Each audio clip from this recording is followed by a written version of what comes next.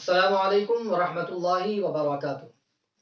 الحمدللہ رب العالمین والعاقبۃ للمتقین والصلاة والسلام علی سید الانبیاء والمرسلین وعلی آلہ واصحابہ الطیبین الطاہرین، اما بعد فاعوذ باللہ من الشیطان الرجیم، بسم اللہ الرحمن الرحیم۔ قال النبی صلی اللہ تعالی علیہ وسلم: اصحابی کالنجوم فبأیہم اقتدیتم اہتدیتم۔ الصلاۃ والسلام علیک یا رسول اللہ وعلی آلک واصحابک یا حبیب اللہ صلی اللہ تعالی علیہ وسلم۔ میرے پیارے آقا صلی اللہ تعالی علیہ وسلم کے پیارے دیوانوں، برکات سنت رسول سے آپ مسلسل درس سماعت کر رہے ہیں۔ آج کا ہمارا درس نمبر 3، ایپیسوڈ نمبر 7۔ آپ نے گزشتہ ایپیسوڈ میں خلیفہ اول حضرت سیدنا ابوبکر صدیق رضی اللہ عنہ کی زندگی طیبہ کے حوالے سے اور سنت پر عمل کرنے کے حوالے سے بہت اہم باتیں سماعت کی تھیں، اور میں نے عرض کیا تھا کہ آج انشاءاللہ خلیفہ دوم حضرت سیدنا عمر فاروق اعظم رضی اللہ تعالیٰ عنہ کی ذات گرامی کے حوالے سے انشاءاللہ کچھ اہم پیغامات میں بتانا چاہوں گا۔ آج انشاءاللہ انہی کی ذات طیبہ کے حوالے سے کہ کس طریقے سے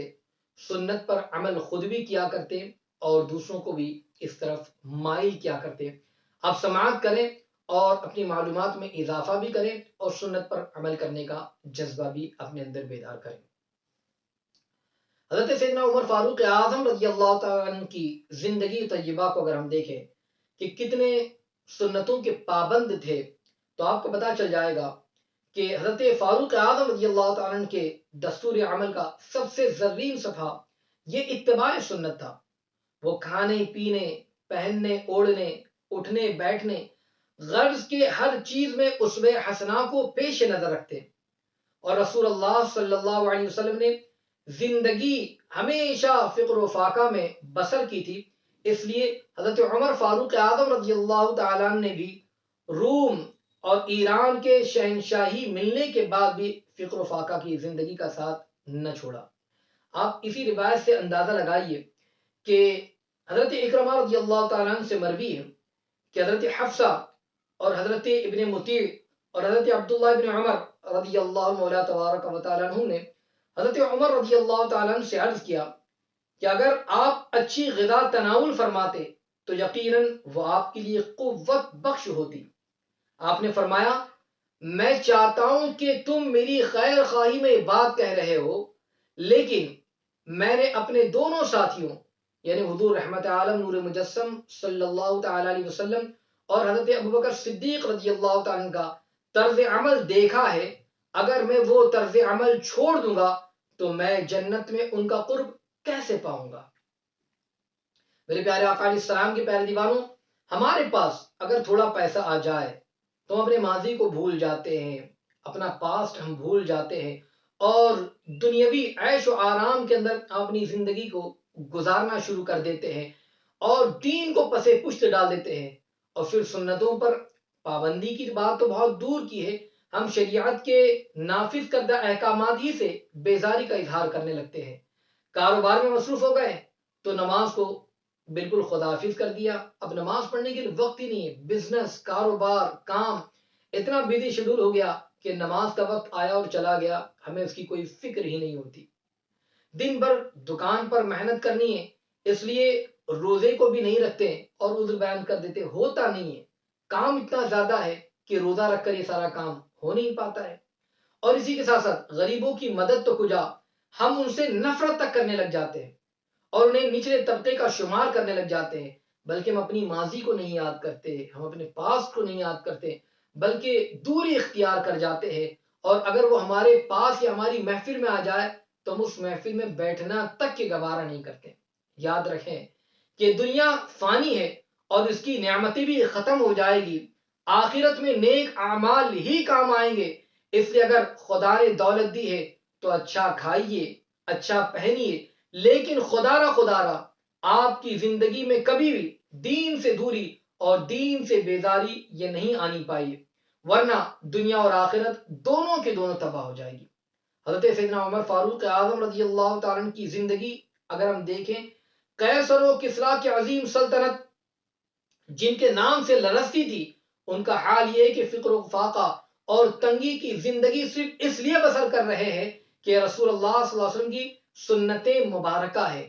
آج اگر ہم حضرت عمر رضی اللہ تعالیٰ عنہ کی اس سنت مبارکہ پر عمل کرنے کو دیکھیں تو ہم بھی اپنے آپ کو کس طریقے سے آقا دو جہاں صلی اللہ علیہ وسلم کی سنتوں پر عمل کرنے کے قریب کر سکتے ہیں، اور بلکہ سنتوں پر عمل کریں گے تو انشاءاللہ آپ نے اس سے پہلے سماعت کیا کہ کتنی کامیابی اور کامرانی ہوگی۔ تو دنیا اور آخرت کو اگر سنوارنا ہے تو حضور کی سنتوں پر عمل کریں۔ اب میں آپ کو بتاؤں، اگر ہم دعوت میں جاتے ہیں اور یا کسی کو دعوت دیں تو ہمارے دسترخوان تو سجے ہوتے ہیں اور نہ جانے کتنی ڈشیں ہوتی ہے، بلکہ کس قدر ہم پرتکلف دعوت کا اہتمام بھی کرتے ہیں۔ مگر آئیے حضرت عمر فاروق اعظم رضی اللہ عنہ کی زندگی طیبہ کے حوالے سے میں آج آپ کو بتانا چاہوں گا، اور اس دعوت کی بات بھی آپ کو بتانا چاہوں گا، تاکہ ہم آپ کی سیرت طیبہ کو سننے کے بعد اپنے اندر بھی عمل کا جذبہ پیدا کریں۔ ایک دفعہ آپ یزید بن ابو سفیان کے ساتھ شریک طعام ہوئے۔ معمولی کھانے کے بعد دسترخوان پر جب عمدہ کھانے لائے گئے تو حضرت عمر نے ہاتھ کھینچ لیا اور کہا، قسم ہے اس ذات کی جس کے ہاتھ میں عمر کی جان ہے، اگر تم رسول اللہ صلی اللہ علیہ وسلم کی روش سے ہٹ جاؤ گے تو خدا تم کو سیدھے راستے سے منحرف کر دے گا۔ اللہ اکبر۔ میرے آقا علیہ السلام کے پیارے دیوانوں، حضرت عمر فاروق اعظم رضی اللہ تعالیٰ کی اس ادا پر قربان جائیے۔ ہر کسی کا مزاج ہے کہ جب وہ کسی کی دعوت کرتا ہے تو بہتر سے بہتر کھانے کا انتظام کرتا ہے۔ حضرت عمر رضی اللہ تعالیٰ عنہ نے پرتکلف کھانے سے صرف اس لیے اعتراض کیا کہ حضور علیہ الصلوۃ والتسلیم نے کھانے پینے میں سادگی اختیار فرمائی تھی، اور ارشاد فرمایا کہ طریق مصطفیٰ سے ہٹنا یہ سیدھے راستے سے ہٹنے کی دلیل ہے۔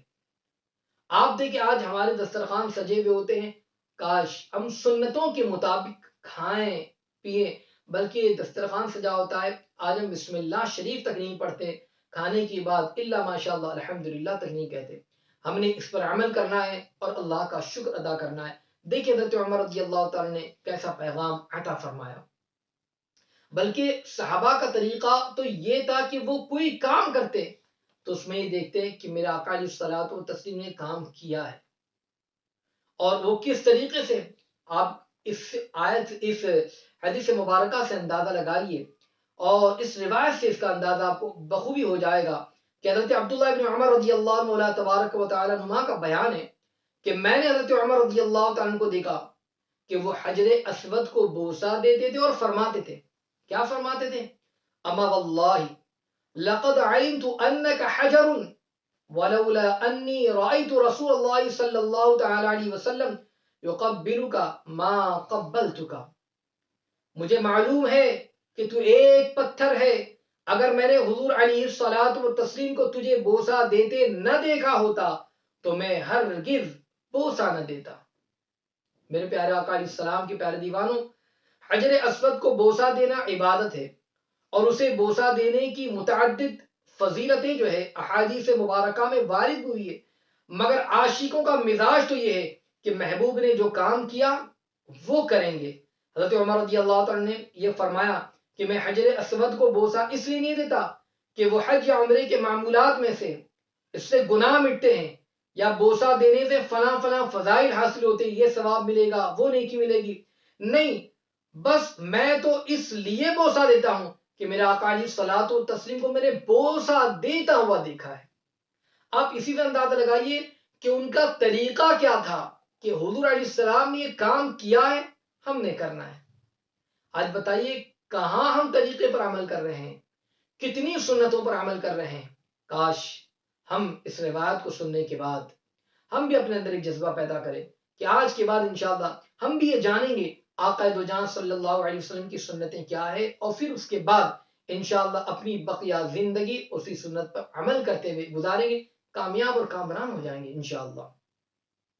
حضرت عمر رضی اللہ تعالیٰ خود بھی سنتوں پر عمل کرتے، بلکہ دوسروں کو بھی تعلیم دیا کرتے، اور آپ اس سے اندازہ لگائیے کہ ایک مرتبہ حضرت عمر فاروق اعظم رضی اللہ تعالیٰ کی سنت کے حوالے سے پابندی بتا رہا ہوں، اور اس کی کوشش کہ آپ چاہتے تھے کہ ہر شخص کا دل اتباع سنت کے جذبے سے معمور ہو جائے۔ ایک مرتبہ آپ جمعہ کا خطبہ دے رہے تھے، کہ ایک شخص مسجد میں داخل ہوا، حضرت عمر رضی اللہ تعالیٰ عنہ نے عین خطبے کی حالت میں اس کی طرف دیکھا اور فرمایا کہ آنے کا یہ کیا وقت ہے؟ انہوں نے کہا بازار سے آ رہا تھا کہ اذان سنی، وضو کر کے فوراً حاضر ہوا۔ حضرت عمر فاروق اعظم رضی اللہ تعالیٰ نے فرمایا وضو پر کیوں اتفاق کیا؟ رسول اللہ صلی اللہ علیہ وسلم جمعہ کو غسل کا حکم دیا کرتے تھے۔ میرے پیارے آقا علیہ السلام کے پیارے دیوانوں، آج ضرورت اس بات کی ہے کہ ہم خود بھی سنتوں پر عمل کریں اور دوسروں کو دیکھیں کہ کیا وہ سنت پر عمل کرتا ہے یا نہیں کرتا ہے۔ اس شخص کو غسل کی تاکید یہ کہہ کر فرمائیں کہ آقا دو جہاں صلی اللہ علیہ وسلم نے غسل کا حکم فرمایا، اور آقا علیہ السلام اس دن غسل کا حکم بھی فرمایا کرتے تھے۔ اس سے اندازہ لگایا جا سکتا ہے کہ آپ لوگوں کو سنت کا پابند بنانے کے لیے کس قدر فکر مند تھے، اور آج ہم صحابہ سے محبت کا دعویٰ تو کرتے ہیں مگر ان کا نہ طریقہ اپناتے ہیں، نہ سرکار علیہ الصلوۃ والتسلیم کا طریقہ اپناتے ہیں۔ اس لیے ہمیں چاہیے کہ آقا دو جہاں نور مجسم صلی اللہ تعالی علیہ وسلم کے طریقے پر بھی عمل کریں اور سنتوں پر بھی عمل کرنے کا جذبہ اپنے اندر پیدا کریں۔ انشاءاللہ العظیم اگر حضور علیہ الصلوۃ والتسلیم کی سنتوں پر ہم نے عمل کیا اور دوسروں کو بھی اس کی تعلیم دی تو انشاءاللہ العظیم اس طریقے پر عمل کرنے پر انشاءاللہ ہمارے لیے بھی انشاءاللہ فائدہ مند ہوگا، اور دنیا اور آخرت بھی انشاءاللہ سنورتی نظر آئیں گی۔ اللہ رب العزت ہم تمام کو سنتوں پر عمل کی توفیق عطا فرمائے اور صحابہ کرام کے نقش قدم پر چلنے کی توفیق عطا فرمائے، آمین۔ السلام علیکم ورحمۃ اللہ وبرکاتہ۔